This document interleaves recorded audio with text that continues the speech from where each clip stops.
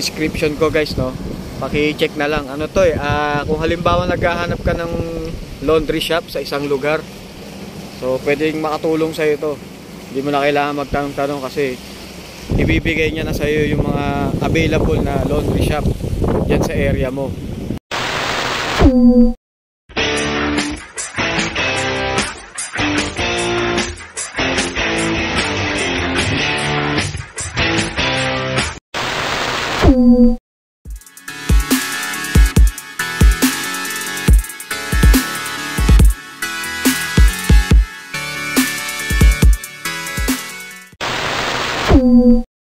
Yon, good morning and welcome back to my channel. This is Tito A.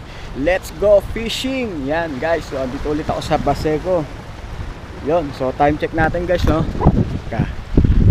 7:25 AM. Yan guys, so makulimlim pero may konting sikat ng araw. Yan, so yung tubig medyo, yan, tawag niya murky, maputik. Yan, kulay malabo. Bait and wait lang tayo guys, no. Medyo nanghali na tayo nakapunta kasi galing pa ako ng bumili pa ako ng hipon, buhay na hipon na ginagamit ko dito guys, kasi na tayo, naninigurado na tayo. Mahirap umuwi ng bokya yan, sa pagkakataong ito na madalang ang kagat. Yan ang anti-zero secret weapon yan, buhay na hipon. Ayun, so setup lang ako guys. So dito na lang muna ako magpwesto sa may kawayan. Total, pagdating naman doon sa dulo, wala pa rin kagat yan. Yan, maaga pa. Titignan ko muna rito pag ganun ako. Okay, so hanggang dito na muna. Balik ako maya. Ciao! Ayun guys, so dala ko ulit tong Lucky Reel. Ayan.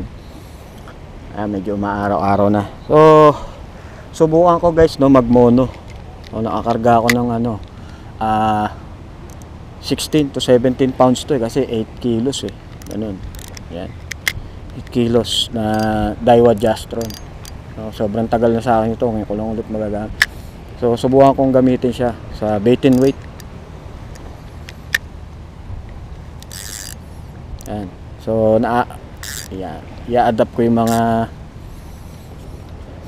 tinatawag nila na oldies dito sa Baseco, kasi halos karamihan nakikita kong all this mono. Tapos tinitignan ko sila kapag nagpi-fishing, napaka-relax nung fishing nila, sobra. Hindi sila hindi parang hindi nagmamadali, baka makalas yung isda. Talagang sureball pagka kumagat. Tapos tinanong ko na kung bakit maganda yung mono. Yun nga, kasi may stretch nga siya. So dahil doon, yung isda, kapag pumalag ng pumalag, nilalabanan niya yung nylon, mas madali siyang mapapagod. Hindi katulad ng walang stretch, kapag pumalag ng pumalag yung isda, napupunit lang yung sinabitan ng hook, nakakalas dahil walang stretch. Okay, sabi kong gano'n. Tama naman yung logic, ganun nga. So ngayon, tignan natin kung, since hindi naman ako casting, maganda kasi ang braid sa casting dahil yung casting distance nga niya. So since bait and weight lang naman tayo, tigas okay na. Okay, so kakabitan ko lang to guys. Balik ko maya. Ciao! Ayun, so nakalawit na ako guys. Wait na lang tayo kasi bait and weight tayo.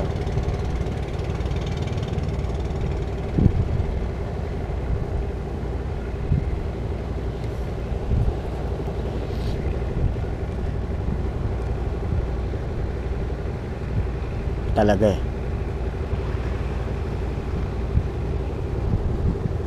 inip talo dito.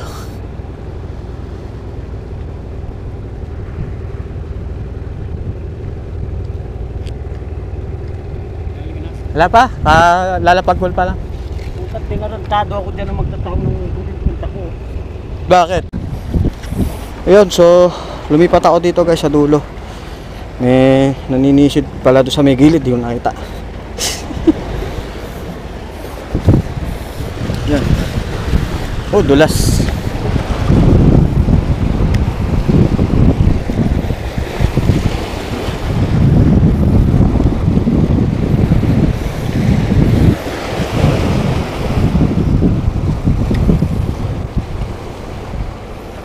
Yan, so medyo nakakapanibago lang guys, no? Kasi may stretch nga siya eh. Parang goma. Sana maramdaman pa rin natin yung kagat. Bagay kung lapu-lapu tsaka bao ko, malakas ko.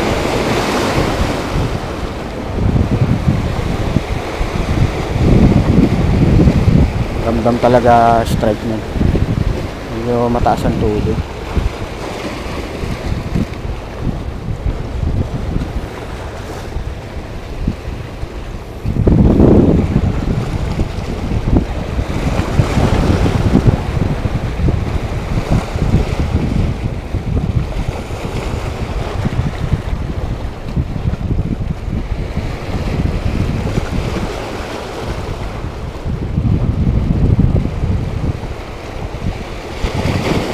Wala po, may bago.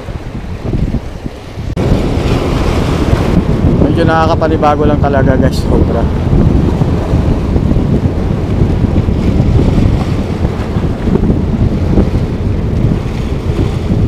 Kailangan ito ng mabiwas na bawi, biwas na biwas para tumama yung hook.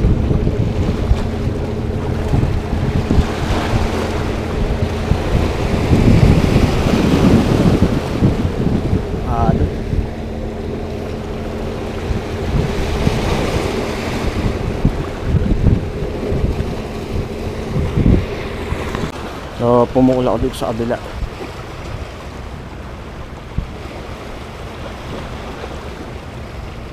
Ayun lang isang napansin ko guys na disadvantages nito. Yung hook set kasi nga umuunat nga siya, so kailangan malakas talaga biwas mo.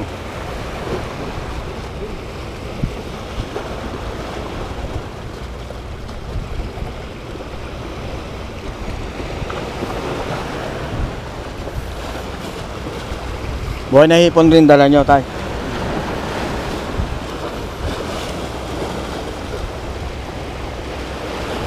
Humihila, hindi ko alam kung hila o kalkan.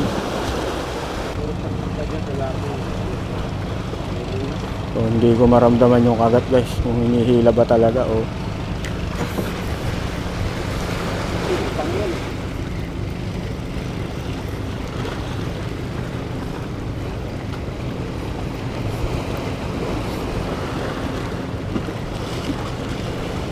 ay naano lang, tinatangilan ng alon.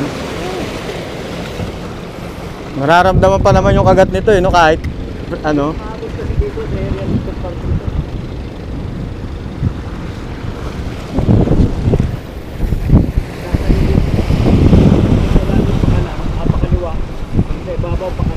Oo nga eh, salisi sila eh. Oh, maambon na nga oh.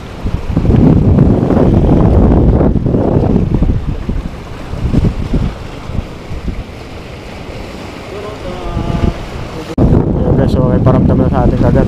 Kaya lang maliliit, parang potato na naman to. Okay. Pinipira-pira siya yung pain.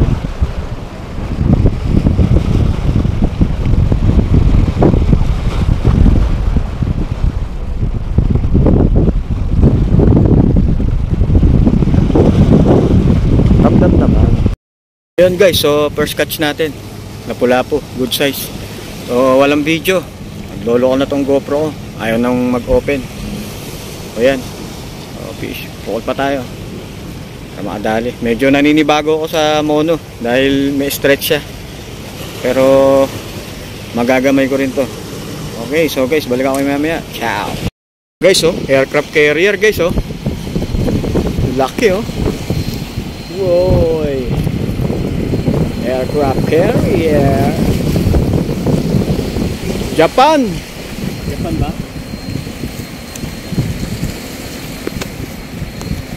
Japan yan, Japan eh no. Red and ano eh, red and white eh oh. Ayo gozaimasu. Sumimasen. Japanese. Alright. Ayun, so guys, update ko lang kayo sa huli ko no. Yan. Nakatatlo rin tayo. Tapos may tira pa akong hipon. Medyo tanghali na, 11:15 AM. Matumal lang agad guys. Sobrang tumal. Kahit buhay na hipon na yung gamit ko, natakatuman talaga.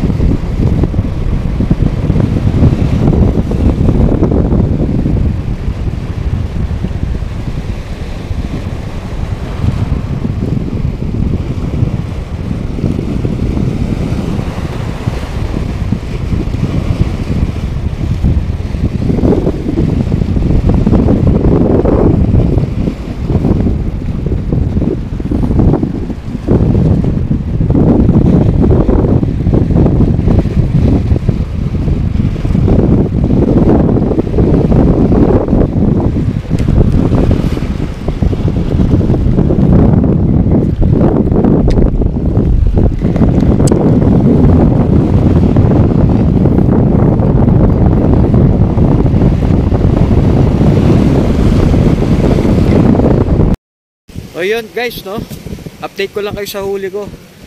Yan, so nakatatlong bako ko ako, kaya 2 lapo. Medyo matumal yung kagatan ngayon dito guys. Oras natin 11:30 AM. So uwi na rin ako, paligpit na rin ako ng gamit. Yan, so okay naman ang monoline, no, kasi mabato dito pag tumatama sa bato hindi agad napapatid. Ang disadvantages lang talaga delay yung hook set. Yan, so medyo delay pag hinook set mo siya, medyo delay. Tapos yung sensitivity niya hindi katulad ng sa braid. Yung casting wala naman din problema kasi dagdagan mo lang ng pabigat yan, mapupukol mo na ng malayo. So yung isa pa, ang kagandahan ng sa mono, kahit malakas ang hangin hindi ka magkakaroon ng wind knot. Yan, wind knot kung tawagin yan. Tsaka isa pa, ang kagandahan sa mono, kapag sumiksik sa bato yung isda o dumaan sa bato, hindi agad mapapatid. Hindi katulad sa braid na napaka-sensitive lalo sa mga bato na may mga sisi. Yun, dito sa Baseco maraming sisi ang bato rito, kaya delikado talaga ang braid. O yun. Dito ko natatapusin ang video ko guys, no. Tsaka nga pala guys, meron akong ilalagay na link ng application sa description ko guys, no. Paki-check na lang. Ano to kung halimbawa naghahanap ka ng laundry shop sa isang lugar, so pwedeng makatulong sa iyo to. Hindi mo na kailangan magtanong-tanong kasi ibibigay niya na sa iyo yung mga available na laundry shop diyan sa area mo.